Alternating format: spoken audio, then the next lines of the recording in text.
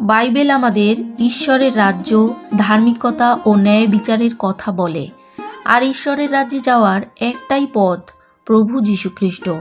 তিনি বলেন, স্বর্গরাজ্য হলো টানা জালের মতো।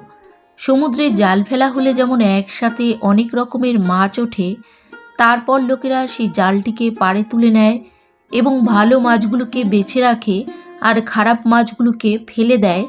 যুগের শেষে এমনটাই হবে। স্বর্গদূতেরা ধার্মিকদের থেকে দুষ্টদের আলাদা করবে এবং তাদের জ্বলন্ত অগ্নিকুণ্ডে ফেলে দেওয়া হবে। সেখানে শুধু কান্না আর দন্তঘর্ষণের শব্দ শোনা যাবে। এটি আমাদের উদ্দেশ্যে খ্রিস্ট যিশুর একটি আগাম সতর্কবার্তা।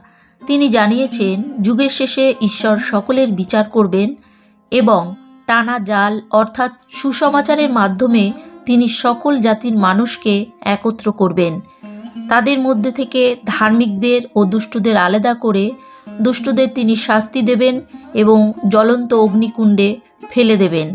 তাই আসুন আমরা সকলে ঈশ্বরের রাজ্য ও ধার্মিকতার খোঁজ করি, ঈশ্বরের ধর্মময় পথে নিজেদের চালিত করি আর সকল মন্দতা হইতে নিজেদের দূরে রাখি।